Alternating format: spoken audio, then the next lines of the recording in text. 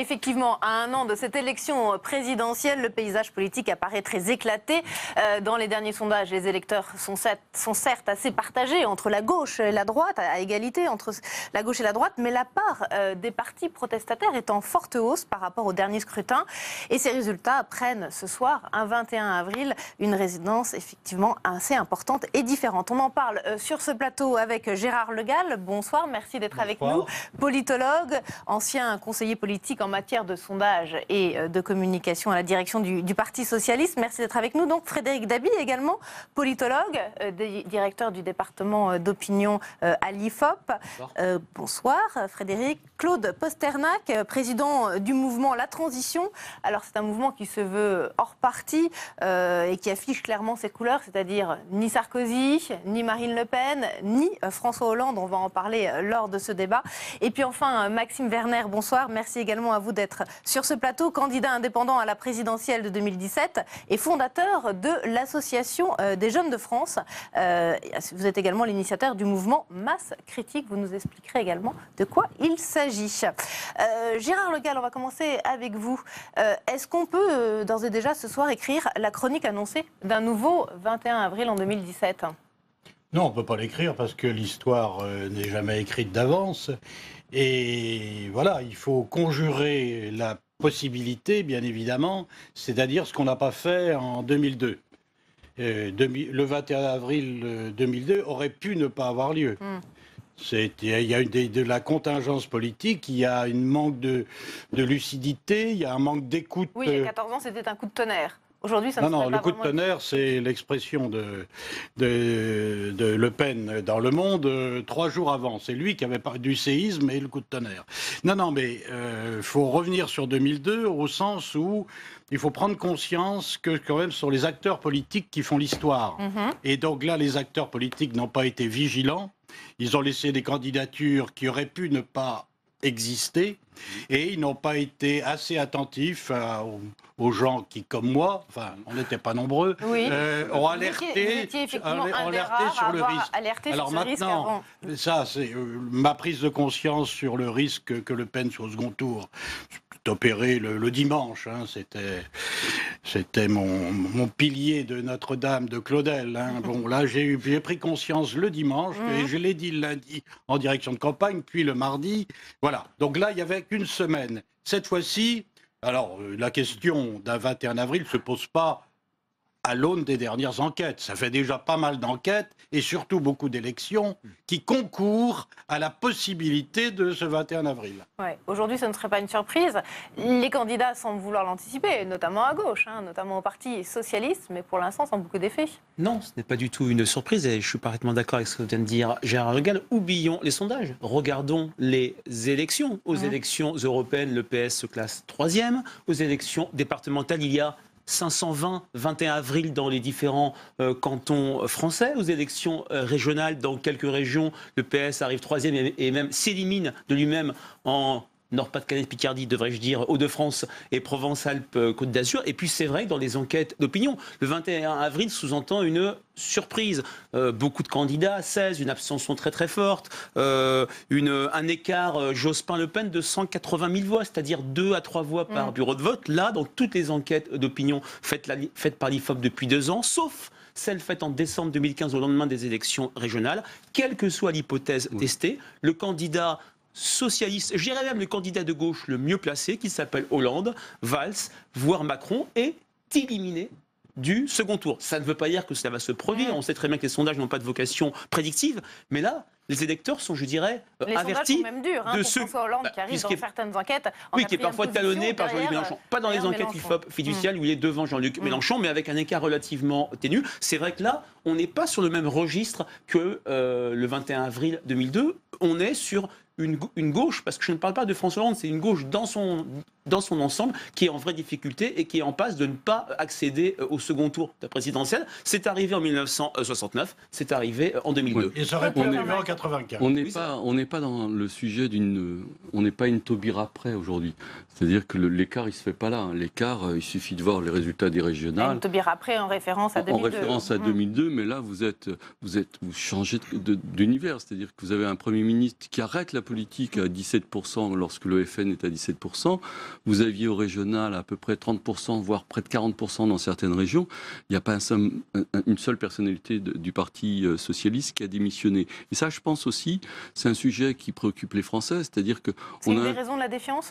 Oui, parce que les Français demandent deux choses aux élites. La première chose, ils demandent qu'ils soient efficace. C'est-à-dire qu'il n'y a pas une remise en cause de la délégation du pouvoir. Simplement, il faut que cette délégation du pouvoir ait une réponse qui est dans l'efficacité. L'efficacité, elle n'est pas là. Elle n'a pas été avec Sarkozy, elle n'est pas avec Hollande. Donc, quand vous êtes dans une situation où 80% des Français disent « je ne veux pas de Hollande en 2017 », 80% des Français « je ne veux pas Nicolas Sarkozy en 2017 » et 74%... Et est-ce qu'ils savent vraiment ce qu'ils veulent, en fait ? Oui, en tous les cas, ce qu'ils ne veulent plus. En gros, ils disent deux mots, ça suffit. Alors, ça suffit, il est très large. Il va de la place de la République jusqu'à des faubourgs de l'Est de la France où on vote Front National. Donc c'est extrêmement large. Il y a un rejet global. Maintenant, il faut donner une réponse politique à ce rejet global. La réponse politique, elle passe en dehors des structures politiques traditionnelles, des partis politiques. C'est ce que vous voulez essayer de démontrer, Maxime Werner ? Mais je crois qu'il y a quelque chose qui s'est passé depuis 14 ans, depuis le 21 avril 2002. Moi, j'étais gamin, j'avais 12 ans et j'ai essayé de voir dans les mouvements citoyens, il y en a de plus en plus. Et en fait, je ne suis pas d'accord sur un sujet. Je crois que l'idée de délégation, d'une démocratie de délégation, est en train de s'effondrer. Je crois qu'il y a de plus en plus de citoyens, ce n'est pas une majorité, mais c'est, on l'espère justement, une masse critique qui va être de plus en plus engageante et qui a envie de reprendre un certain format de pouvoir. Évidemment, ils ne vont pas tous se présenter à la présidentielle. Bien sûr. Mais ce que je veux dire, c'est que ce qui s'est passé, le vote Le Pen de 2002, n'est pas le vote Le Pen de 2017 d'une certaine manière. Et ce qui est en train de se produire, et c'est fascinant, on est en train de vivre un moment extraordinaire de transition d'une certaine manière. C'est le mot. C'est que de plus en plus de citoyens ont envie de se réimpliquer dans l'action politique. Le problème, on l'a dit à l'instant, c'est que les partis politiques ont professionnalisé l'action publique. Les partis politiques tels qu'ils sont aujourd'hui, il y a 13 ou je ne sais plus combien de candidats à la primaire de la droite et du centre. Donc il n'y a aucun leadership. Ils sont incapables de former quelqu'un qui sera un président de la République. Il n'a pas de leadership. Il y a 12 autres candidats que lui. Oui, attendez. Donc, Gérard Legal. On va peut-être un peu poser les termes du débat, parce que la critique des partis, elle est consubstantielle à la vie des partis. Il n'y a pas eu d'âge d'or des partis politiques. Alors quant au renouvellement, la critique de la délégation, depuis les années 70, pardonnez-moi, mais c'est le privilège de l'âge, j'entends le même discours que celui que mais vous on n'est pas dans les mêmes situations. avec la même allégresse. Non mais attendez, chacun peut s'exprimer, mais il y a ce discours récurrent là-dessus. Moi, quand je regarde les petites listes de gens qui sont sur la ligne que vous semblez, j'ai regardé aux européennes, ils font moins de 2%. J'ai regardé dans cet article, dans la revue politique et parlementaire régionale, toutes les petites listes, Nouvelle Donne, Nouveaux Citoyens. Ça prend pas. Ça ne prend pas, c'est moins de 2%. Et donc, le FN, c'était quoi en 74 ? Donc il ne faut pas reconstruire le réel, parce que le réel passe aussi par les urnes. Bien Alors, sûr. peut-être pas par les partis politiques, mais au moins par les urnes. Et donc les résultats sont quand même confondants par rapport à ça. Alors, ce discours, disons, généreux, un peu idéaliste, qui transgresse les comment dirais-je, dans les urnes, enjeux intermédiaires, et il est connu ce discours-là. Le problème, c'est qui les incarne et comment ils s'organisent. Je suis d'accord avec vous. Attendez, je suis d'accord avec vous. Là où je suis plutôt d'accord avec Gérard Legal, c'est vrai qu'il y a des mouvements où il y a une véritable volonté d'implication des citoyens. On le voit à travers la démocratie participative, en fait, par rapport à toute une série de mouvements. Mais le comportement majeur des citoyens aujourd'hui, ce n'est pas l'implication, c'est l'abstention. À toutes les élections intermédiaires, l'abstention a dépassé 50% ou presque, si je mets de côté les élections municipales. Là, ce qu'on voit dans nos enquêtes, bien sûr, c'est dans un an, l'élection présidentielle, bien sûr, il faut être très prudent sur l'instrument sondage. C'est une très faible volonté de Français de la présidentielle, les électeurs passent d'un candidat à un autre. C'est vrai que le moment critique pour moi, ce n'est pas en fait 2002, c'est plutôt 2007. Qu'est-ce qui se passe en 2007 ? 82% de participation à l'élection présidentielle. Un espoir très fort avec des candidats très forts. Nicolas Sarkozy, adulé à droite. Ségolène Royal qui crée une vraie effervescence à gauche. François Bayrou avec son ni gauche ni droite. À eux trois, au premier tour, ils font 75%. Et l'un et l'autre, les trois, chacun dans leur genre, ont déçu les Français. En 2012, j'ai en fait envie de dire rebelote, c'est-à-dire un quinquennat qui déçoit dès le début. Dans les enquêtes d'opinion, François Hollande devient impopulaire dès septembre 2012, 3 mois et demi après son élection. Et voilà, la défiance est là. Et c'est là le problème de cette élection présidentielle et ce désenchantement des Français. La défiance, elle vient du grand écart entre les promesses et la réalité. Tout à fait. Bon, d'abord, il y a quand même une évolution. Il suffit de voir Cevipof. Il y a 10 ans, Cevipof, on n'était pas à 9% d'indice de confiance dans les partis politiques. Ça s'est écroulé. Donc il y a quand même une donne qui a changé. Simplement, quand vous faites une promesse à droite qui est la rupture et à gauche qui est le changement et que vous ne tenez pas, ça ne fonctionne pas. La droite dans l'opposition, elle est libérale. Elle va supprimer l'ISF, elle va supprimer... la gauche aussi. Etc. Non, et la gauche dans l'opposition, elle n'est pas libérale, elle est gauchiste. Elle est gauchiste.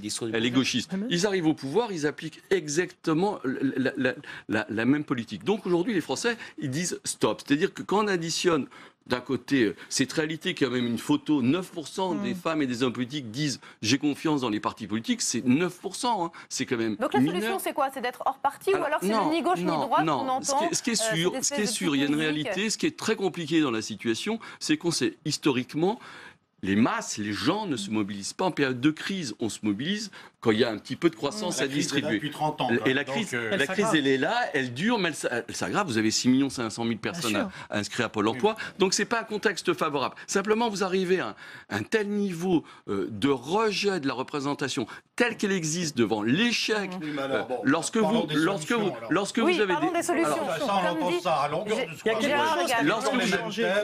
avez des promesses sur la finance, et qu'à l'arrivée, vous n'avez rien. Personne ne peut le nier aujourd'hui. C'est qu'il n'y avait aucune technologie politique à l'époque qui pouvait permettre à des gens hors des partis politiques et des moyens financiers, humains qu'assurent les partis politiques d'émerger très rapidement. Oui. On est à 1 an d'une élection présidentielle. Et vous savez, je vous dis franchement, la plupart des citoyens vous dites qu'ils ne vont pas voter. Mais s'il y avait une offre politique différente et qui parle à énormément de citoyens, vous verrez qu'il y aura une surprise. Mais de toute façon, à la présidentielle, ils votent. Gérard Le Gall. Aujourd'hui, l'offre politique, elle est réduite, très franchement. Moi, par exemple, les candidats qu'il y a aujourd'hui, il n'y en a aucun pour lequel j'ai envie d'aller voter. Et je ne suis pas le seul. Gérard Le Gall, c'est quoi la solution alors, selon vous? Vous vouliez qu'on parle des solutions. Non, mais moi, qu'est-ce que vous pensez, par exemple? Je suis aussi conscient que mes amis autour de cette table de la gravité de la défiance. Mais je veux dire que c'est un thème récurrent. Alors, c'est vrai que c'est plus grave qu'il y a 5 ans. Et il y a 5 ans, c'était moins grave, etc. Mais la gravité, elle est là. Mais ce que je ne vois pas, c'est que, bon, le fond de l'affaire, c'est qu'on est de plus en plus dans une société individualiste. C'est depuis les années 60. Et naturellement, les corps intermédiaires, les partis politiques, les syndicats, c'est tout qui s'effondre. Voir le rapport aux médias, c'est tout qui s'effondre. Donc les causes ne sont pas que dans la sphère politique. Il y a quand même une mutation considérable de la société, du rapport aux objets, du rapport aux gens, du rapport à soi-même. Et donc tout ça doit être dans l'explication, sauf à ramener à la bataille entre les partis. Donc ce qui pourrait marcher, c'est une candidature finalement très pragmatique. Vous êtes dans une situation de dégénérescence. C'est-à-dire qu'il y a un système qui est né de la libération, qui est en finale. C'est-à-dire que d'un côté, ces grands commis de l'État sont devenus une bourgeoisie d'État, de l'autre côté... Oui, mais attendez, ça, il y a 10 ans... Attendez-moi... Mais vous pouvez nous laisser parler... Mais monsieur Le Gall qui sait tout. Non, mais je sais pas tout. Il a sauvé le Parti Socialiste, on le sait très bien, monsieur Le Gall. Merci, monsieur Le Gall. Non, c'est pas monsieur Le Gall qui est en cause, c'est votre discours qui est nihiliste ici. Mais on vous entend sur toutes les télés, et alors la même chose. Il n'y a rien de nihiliste dans l'action politique citoyenne. On ne peut pas laisser passer ça. Il n'y a rien de nihiliste à vouloir s'engager dans la vie politique. Voilà, c'est exactement ça. Voilà la dégénérescence. Voilà un apparatchik. Voilà typiquement un apparatchik qui est là depuis... Un apparatchik qui sert les apparatchiks depuis 20 ans, qui nous sert encore la soupe. Comment j'ai jamais été apparatchik? Qui nous sert la soupe. Non, mais je vais vous donner la réponse. La seule réponse quand vous êtes dans des moments aussi difficiles, il n'y a qu'une seule chose qui peut changer. Et je suis d'accord avec vous. C'est-à-dire C'est-à-dire que les modalités ont changé. Vous avez Internet maintenant. On continue à penser comme s'il n'y avait pas ça. Des listes citoyennes. La seule chose que vous pouvez faire, c'est l'opinion. C'est-à-dire c'est le peuple qui peut décider de reprendre les choses en main. C'est difficile parce qu'on est dans une période de crise, mais c'est la seule solution. Lorsqu'on lance la primaire des Français, et je vous encourage à aller vous inscrire, d'aller sur la primaire des Français.fr, c'est pour essayer de faire quelque chose. Et tous les gens qui sont dedans, monsieur, je vais vous dire une chose, ils sont tous bénévoles, ils sont tous respectables, et ils pensent défendre les solutions publiques. Donc ne donnez aucune leçon, on en a marre des leçons que vous donnez. Vous donnez pas la leçon. Non, je ne donne pas de leçon. Je vous écoute. Regardez, vous êtes agressif avec tout le monde. Non, pas avec Frédéric, pas avec monsieur. Gérard Legal, Claude Pasternak, je vais peut-être vous réconcilier autour d'un sujet. Frédéric Dabi, s'il y a un seul parti qui ne bouge pas, c'est quand même le Front National, qui est toujours environ à un tiers des intentions un petit peu moins quand même. de vote, un tout petit peu moins. Il est entre 25 et 27%. Alors, est-ce que cette élection présidentielle de 2017, finalement, elle s'annonce comme une élection presque à un tour face au Front National? Moi, j'ai quand même une théorie qui est que, bien sûr, l'élection présidentielle est une élection matrice, spécifique de la Ve République, mais elle s'inscrit dans un continuum, dans une continuité d'élections. C'est ce que j'ai essayé de montrer sur les défaites et qui vont avec les défaites de la gauche et le fait que les difficultés du PS n'ont jamais, sauf à Grenoble, en mars, aux élections municipales, amené à une autre force de gauche alternative de pouvoir supplanter le PS. C'est vrai que le Front National, on l'a vu à chaque élection intermédiaire, aux européennes, c'était une élection à un tour, mais prenons les départementales et les élections régionales, profitez de ce discours très sévère sur les sortants, sur le quinquennat de Nicolas Sarkozy, qui a été un mauvais quinquennat, nous ont dit les Français, celui de François Hollande qui n'est pas mieux, voire pire. On a maintenant un discours très radical, très violent sur le quinquennat de François Hollande, sur le mode, est-ce que c'est un quinquennat utile? Est-ce qu'en dehors du mariage pour tous, on peut mettre une ligne sur son bilan? Et c'est vrai que c'est le FN, avec son discours UMPS, qui a l'air de rafler la mise. De ce point de vue-là, soyons extrêmement prudents.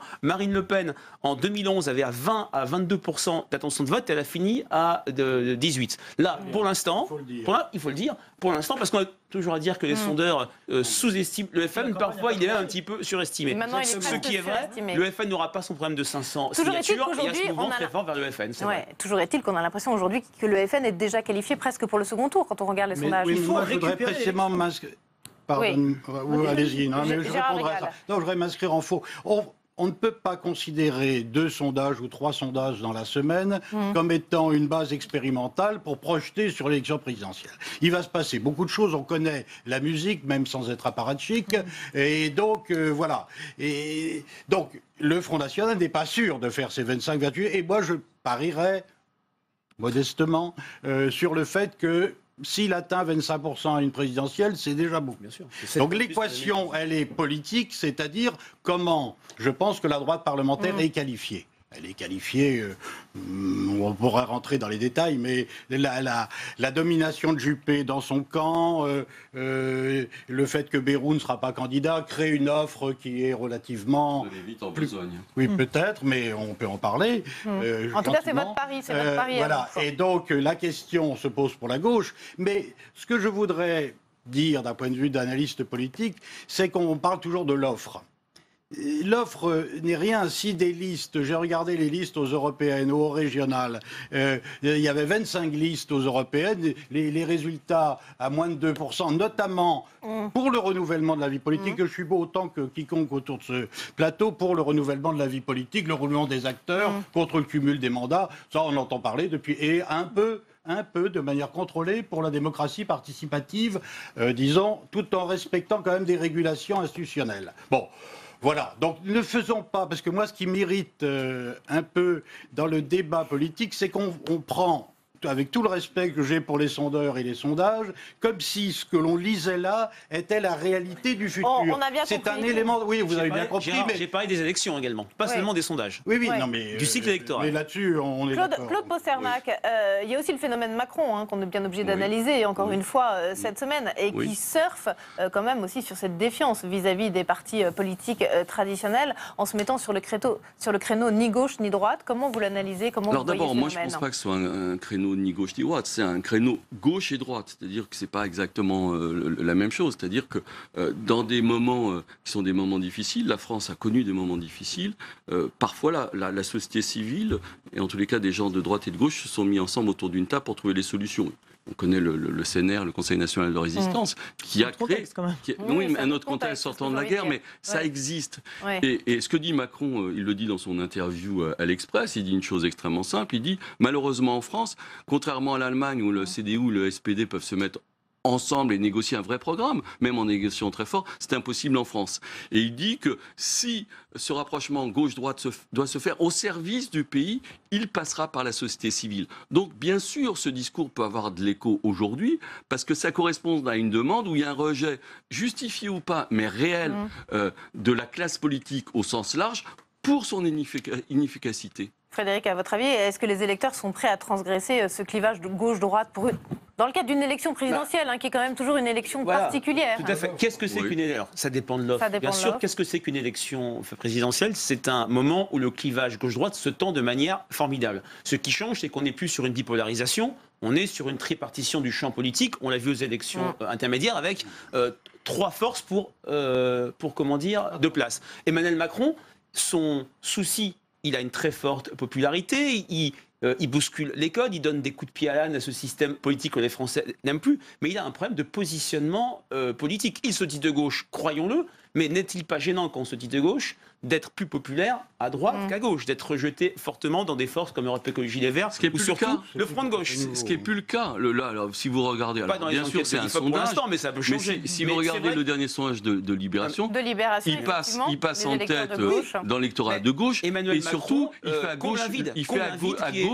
à gauche, il fait le double de François Hollande aujourd'hui. Il est devant Valls, il est devant Aubry, il fait le double. Mais on n'est pas en situation là, on n'est pas en situation. C'est pour ça, je ne vais pas être le donneur de leçons. Mais enfin, l'analyse politique obéit à la réalité. On ne peut pas comme ça jouer sur des... On est dans l'irréel, là. On est dans le virtuel. Et donc, on dit Macron s'il est là. De toute façon, l'électeur aujourd'hui... Parce qu'il sème lui-même des petites cartes postales, Oui, il nous envoie des messages. Il y en a un autre qui en faisait des petites cartes postales. Le problème, c'est comment elles sont reçues, comment elles sont écrites et quelle est un peu l'esthétique de la carte postale. Pour l'instant, c'est des petits messages.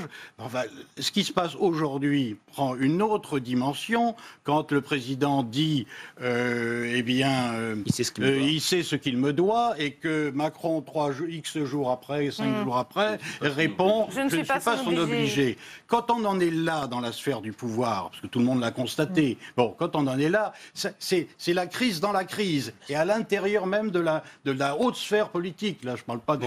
Et ça pose la bonne question sur l'élection présidentielle. Ça pose la question centrale, à quoi sert une élection présidentielle? Elle sert la rupture. À donner les coups des franches. L'élection présidentielle doit servir dans un cadre institutionnel à donner les coups des franches à un homme ou à une femme pour avoir une majorité, pour mener une politique. Le problème, et je pense qu'on est d'accord autour de cette table, c'est que quoi qu'il arrive, celui ou celle qui sera élu en 2017, s'il fait partie de ceux que vous avez cités, n'aura pas une majorité franche, n'aura pas un programme clair, et très certainement avant 2022, et je le dis d'autant mieux ici au Sénat, ils auront énormément de mal à tenir une majorité. Et là, ça pose des vraies questions. C'est-à-dire que la présidentielle ne tient plus vraiment son rôle. Pour autant, on finance des partis politiques, je crois assez bien quand même dans ce pays pour qu'il y ait une démocratie qui s'exprime. Et regardez aux États-Unis. Alors c'est fascinant et en même temps ça fait flipper. C'est des indépendants qui sont en train de mettre la misère aux 2 grands partis politiques qui sont indéboulonnables normalement. Indéboulonnables. Ce qu'a fait Bernie Sanders dans le Parti démocrate est incroyable pour un indépendant. C'est du jamais vu pour un indépendant. Ross Perot a fait ça en 72.